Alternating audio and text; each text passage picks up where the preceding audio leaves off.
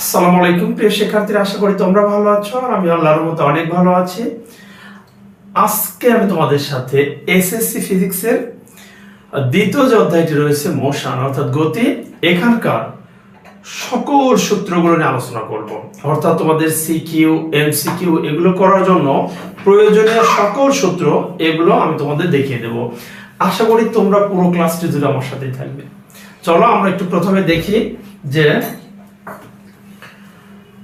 এখান থেকে তোমরা দেখবা যে সুষম ত্বরণে চলমান বস্তুর গতির চারটা সমীকরণ কিন্তু রয়েছে।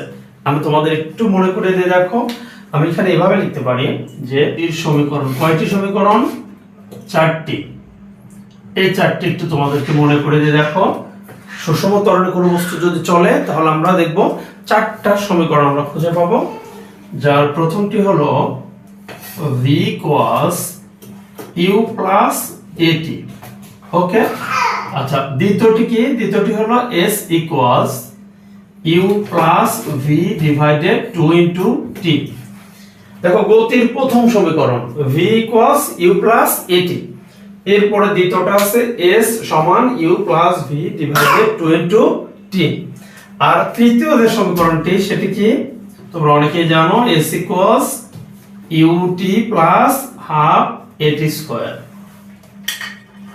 এবং চতুর্থ যে সমীকরণটা হলো v square equals u square plus 2as। আমাদের সবচেয়ে বেশি দেখো এই অধ্যায়ে আমরা ম্যাথমেটিক্যাল প্রবলেমগুলো সলিউশন করতে গেলে এই চারটা সমীকরণ কিন্তু ঘুরে ফিরে আসে। ঠিক আছে, ওকে। আমরা এরপরে তাহলে সুষম ত্বরণের জন্য আমরা দেখলাম পরন্ত বস্তুর ক্ষেত্রে আমরা লিখতে পারি যে এই চারটা সমীকরণকে জাস্ট কি কাজ করবা, যখন দিবা একটা ফলিং বডি বা পরন্ত বস্তুর ক্ষেত্রে।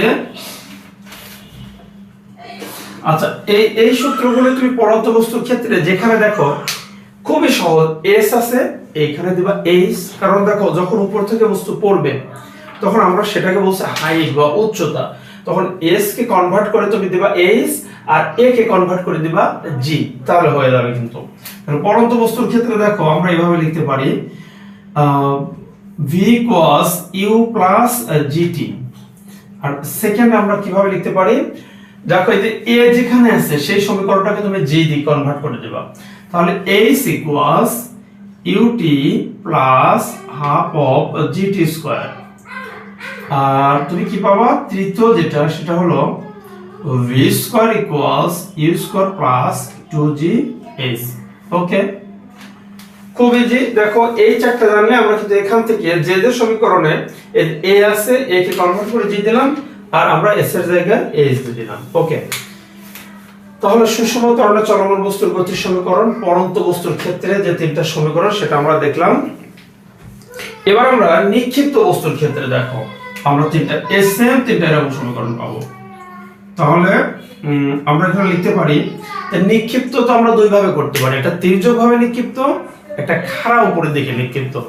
আমরা কিন্তু তোমাদের যে নবম দশম শ্রেণীর সিলেবাসের ফিজিক্সে শুধু এইগুলো করব যে খাড়া উপরের দিকে, মানে এই থিওরিগুলোই দেখব যে খাড়া উপরের দিকে, অর্থাৎ রকেট যেভাবে উপর ওঠে এরকম প্রথম যেভাবে রকেট উপর ওঠে সেটা, যে খাড়া উপরের দিকে নিক্ষিপ্ত বস্তুর সমীকরণ, এগুলো কিন্তু 9 এর সিলেবাসে আছে। আর তির্যক ভাবে যেটা, এটা তোমরা এইচএসসি তে গেলে পাবা, সেটাকে আসলে প্রজেক্টাইল বা ফ্রাশ বলা হয়। তো আমরা ওটা দেখব না আজকে, আমরা দেখব খাড়া উপরে নিক্ষিপ্ত বস্তুর গতির সমীকরণ। খাড়া উপরে নিক্ষিপ্ত বস্তুর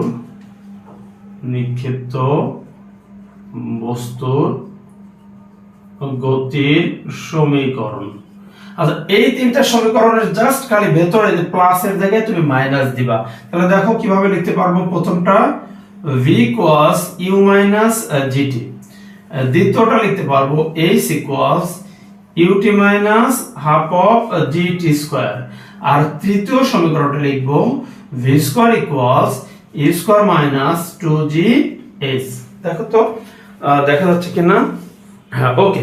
তাহলে আমরা খাড়া উপরে নিক্ষিপ্ত বস্তুর গতির সমীকরণ, এই পরন্ত বস্তুর বেলায় যা দেখছো, দেখো একটু মনে করি, পরন্ত বস্তুর বেলায় যা ছিল এইগুলোর এই প্লাসের জায়গায় কিন্তু এই নিক্ষিপ্ত বস্তুর ক্ষেত্রে মাইনাস হয়ে গেছে। দেখো এই যে আমি একটু তোমাদের বোঝার সুবিধার্থে দেখো নিক্ষিপ্ত বস্তুর ক্ষেত্রে প্লাসগুলোর ভেতরে কি মাইনাস দিয়ে দিচ্ছি, তাহলে এটা নিক্ষিপ্ত বস্তুর গতির সমীকরণ। আচ্ছা, এবার আমরা যেটা দেখব সেটা হলো যে এখান থেকে আমরা দেখব যে তোমরা আরো একটু কিছু থিওরি দেখতে পারবা। দেখো সেটা হলো যে গ্যালিলিওর পরন্ত বস্তুর ক্ষেত্রে যে গ্যালিলিওর যে সমীকরণগুলো আছে একটু দেখো, সেগুলো কি দেখতে পারবা যে আমি একটু যদি দেখাই তোমাদের একটু বিষয়গুলো বুঝিয়ে দিয়ে তারপর আমি দেখাচ্ছি। আচ্ছা, গ্যালিলিওর তোমরা দেখবা যে পরন্ত বস্তুর গ্যালিলিওর তিনটা সূত্র ছিল। কি কি সূত্র ছিল? আচ্ছা, গ্যালিলিওর প্রথম সূত্র এরকম ছিল যে বিনা বাধায় পরন্ত সকল বস্তুর সমান সময়ের সমান দূরত্ব অতিক্রম করে। তো এটা কিন্তু কোনো গাণিতিক কিন্তু আসলে ব্যাখ্যা নেই। দ্বিতীয় সূত্রে যায়, গ্যালিলিওর দ্বিতীয় সূত্র পরন্ত বস্তুর কি ছিল? বিনা বাধায় পরন্ত বস্তুর, দেখো বিনা বাধায় পরন্ত বস্তুর বেগ হবে সময়ের সমানুপাতিক, অর্থাৎ এটা ছিল তার দ্বিতীয় সূত্র, v is proportional t। তাহলে এইটাকে যদি আমরা আস্তে আস্তে একটু ব্যাখ্যা করি তাহলে ফাইনাল কিন্তু এরকম একটা সূত্র পাবো, v1 divided t1 equals v2 divided t2, এরকম কিন্তু পাবো। তো আজকে আমি সেই ব্যাখ্যাটা দেখাতে চাচ্ছি না। আর আমরা পরন্ত বস্তুর যে তৃতীয় সূত্র গ্যালিলিওর কি ছিল? সেটা ছিল যে বিনা বাধায় পরন্ত বস্তুর অতিক্রান্ত দূরত্ব সময়ের বর্গের সমানুপাতিক, অর্থাৎ এরকম ছিল। দেখো h is proportional t square। তো এইখান থেকে যদি আমরা টোটালি ব্যাখ্যা করি তাহলে এখান থেকে আমরা ফাইনাল যেটা পাবো সেটা h1 divided t1 square equals h2 divided t2 square। ওকে, তাহলে এই যে দেখো এই একটা সমীকরণ, এই একটা সমীকরণ, এটা আমরা এখন এই অধ্যায়ের মধ্যে কিন্তু এরকম দুইটা পাবো। এই যে এইটা দিয়ে কিন্তু আমরা বেশ কিছু অঙ্ক করি। ওকে, তাহলে আমরা এই দুটোকে ইনক্লুড করি। ওকে, দেখো তাহলে আমরা লিখতে পারি যে গ্যালিলিওর পরন্ত বস্তুর ক্ষেত্রে গ্যালিলিওর সূত্র। তো আমরা দেখো এখানে সুষম ত্বরণে চলমান বস্তুর গতির সমীকরণগুলো দিয়েছি চারটা। ওকে, তো এইবার আমরা যদি লিখি যে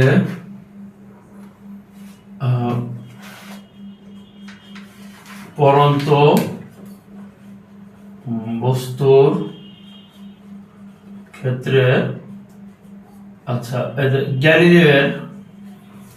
গ্যালিলিওর সূত্র, গ্যালিলিওর দ্বিতীয় যে সূত্রটা ছিল সেটা কি? v1 divided t1 equals v2 divided t2। আমরা কিন্তু এটা দিতে পারবো, ঠিক আছে। আর আরেকটা দিতে পারবো কি? দেখো h1 divided t1 square equals h2 divided t2 square, এটা কিন্তু ব্যবহার করতে পারবো। ওকে, আচ্ছা এরপরে আমরা এখান থেকে আর কি পাবো? আর তোমাদের একটু একটা টিপস শেখাই। দেখো এই যে খাড়া উপরে নিক্ষিপ্ত বস্তুর গতির সমীকরণগুলো দেখলে তোমরা, খাড়া উপরের জন্য এই সমীকরণগুলো, এইগুলোকে কিন্তু একটু শর্টকাট করে দেখো আমরা এমসিকিউ এর জন্য কি কাজ করতে পারি। ধরো সাপোজ আমি এখানে লিখে দিলাম এগুলো সিকিউ এর জন্য, তুমি সিকিউ এর জন্য দিচ্ছ এগুলো। ওকে, হ্যাঁ, আর এমসিকিউ এর জন্য তুমি এগুলো দিয়ে এমসিকিউ করতে পারবা, কিন্তু আমরা চাই কি যে যেহেতু এমসিকিউ একটা এমসিকিউ 1 মিনিট করে সময়, তাহলে আমরা শর্টকাট কত সহজে 1 মিনিট যেন আমরা 10 সেকেন্ডে বের করতে পারি। তার জন্য এই সূত্রগুলো তুমি একটা কাজ করো, সেটা হলো এই নিক্ষিপ্ত বস্তুর সমীকরণগুলো তুমি দেখো তো এভাবে লিখতে পারো। কিভাবে লিখতে পারো? প্রথম যেটা ছিল v সমান u minus gt। আচ্ছা সেটাকে দেখো আমি এখানে একটু লিখে দেই যে খাড়া উপরে নিক্ষিপ্ত বস্তুর সমীকরণ। আচ্ছা আমি এখানে লিখে দেই যে শর্টকাট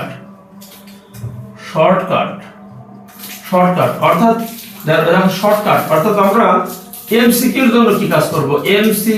এমসিকিউ এর জন্য যে কাজটা করব, শুধু এমসিকিউ এর জন্য এই কাজগুলো করব তাড়াতাড়ি। দেখো তোমরা কিন্তু জানো যে খাড়া উপর নিক্ষিপ্ত বস্তুর ক্ষেত্রে ওই আদি বেগটা থাকে, কিন্তু বস্তু যখন এইভাবে উপরে উঠতে থাকে সবচেয়ে উপরে গেলে বেগটা হয়ে যায় কি?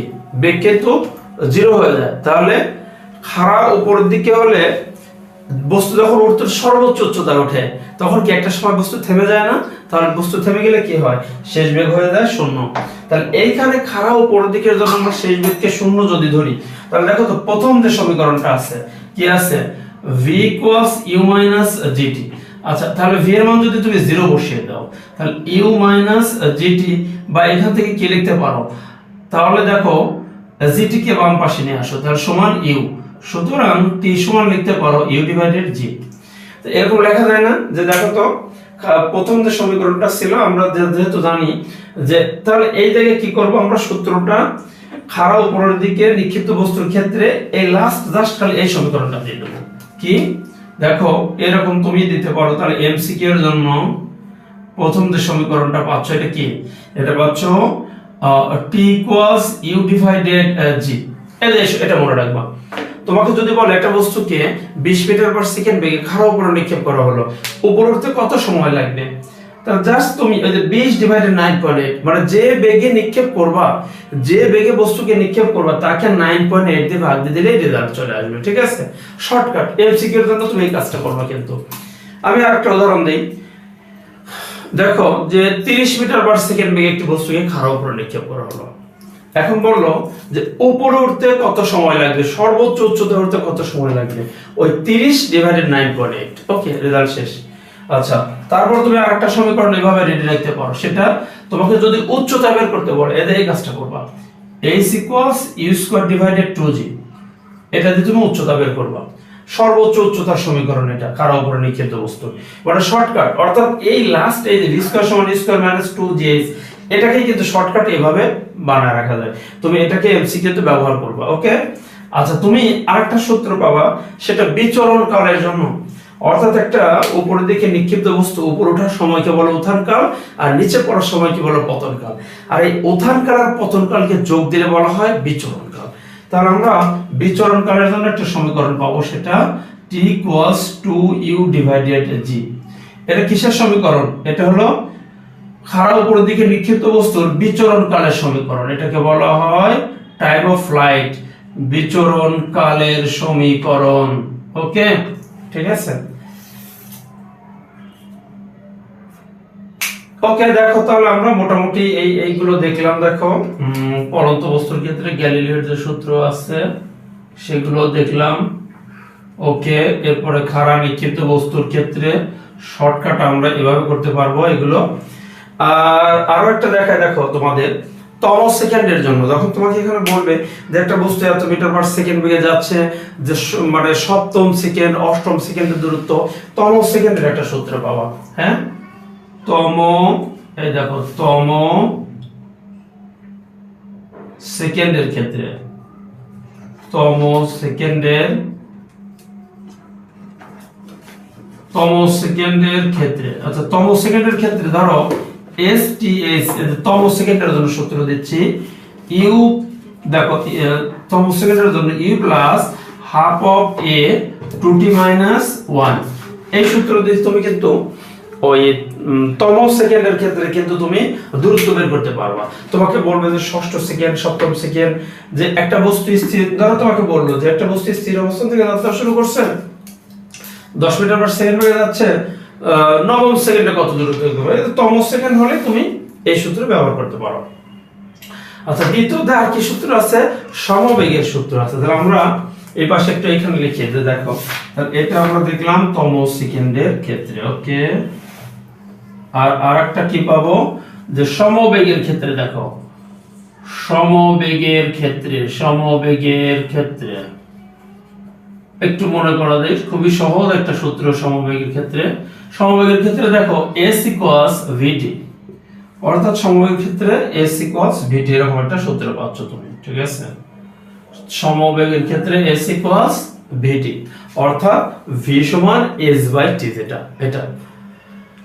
তাহলে মনে হয় যে এই চ্যাপ্টার মধ্যেই তো, অর্থাৎ গতি, যে তোমাদের যে গতি অধ্যায়টা আছে মোশন, এই অধ্যায়ের মধ্যে এই থিওরিগুলো যদি তোমার জানা থাকে, আমি যেগুলো দিলাম, সুষম ত্বরণের 4টা সমীকরণ, পড়ন্ত বস্তুর ক্ষেত্রে 3টা সমীকরণ, খাড়া উপরে নিক্ষিপ্ত বস্তুর 3টা সমীকরণ, এরপরে গ্যালিলিওর যে পড়ন্ত বস্তুর সূত্র আছে এখানে, এরপরে খাড়া উপরের জন্য একটু শর্টকাটও দেখায় দিলাম, যেভাবে তুমি দ্রুত সময় বের করতে পারবে এমসিকিউ এর জন্য।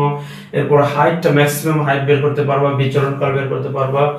তম সেকেন্ডের ক্ষেত্রে একটা দেখাইলাম, সমবেগের ক্ষেত্রে। ঠিক আছে, দ্বিতীয় অধ্যায়ের মোটামুটি এই থিওরিগুলো যদি তোমার জানা থাকে, আমার মনে হয় যে দ্বিতীয় অধ্যায়ের আর ম্যাথমেটিক্যাল যে প্রবলেমগুলো এগুলো তোমাদের মানে মনে হয় যে তোমরা পারবা, তোমাদের সমস্যার কথা না। ঠিক আছে, তো আজকে এখানে সমাপ্ত করি। আর তোমাদের আরেকটু কথা যদি বলি, সেটা হলো যে কোন রাশিটা কি, এটা যদি তোমাদের বুঝতে সমস্যা হয় যে কোন রাশিটা কি, দেখো আমি জাস্ট খালি একটু বলেই সমাপ্ত করে দিচ্ছি যে এখানে এই যে রাশিগুলো আছে, দেখো ভি মানে কি, ভি হলো শেষ বেগ, ইউটা হলো আদি বেগ, এ হলো ত্বরণ, টি হলো সময়, আর এস হলো অতিক্রান্ত দূরত্ব বা সরণ যেটা, আর এইচ তো উচ্চতা বলছিলাম। আর এখান থেকে কোন রাশি আছে অপরিচিত, এই H1 H2 এগুলো হলো তোমাকে এই সূত্রটা কখন লাগবে, ওই যে বলবে যে উপর থেকে একটি বস্তুকে ফেলে দেওয়া হচ্ছে, যে একটি পড়ন্ত বস্তু 3 সেকেন্ডে 18 মিটার নিচে নামে, তাহলে 6 সেকেন্ডে কত মিটার নিচে নামবে? ওই যে 3 সেকেন্ডে, তাহলে সময় t1 সমান 3 সেকেন্ড, 18 মিটার নিচে নামবে, তাহলে h1 18 মিটার, t2 সমান 6 সেকেন্ড, h2 কত? এরকম অঙ্কগুলো। আর এখানে এই বড় হাতের টি কিন্তু বিচরণ কাল। ঠিক আছে, ওকে, আমার মনে হয় যে আর তেমন খুব একটা অপরিচিত কোনো রাশি নেই। তো আজকে এখানে সমাপ্ত করি, তোমাদের শুভকামনায়। আসসালামু আলাইকুম ওয়া রাহমাতুল্লাহি ওয়া বারাকাতুহু।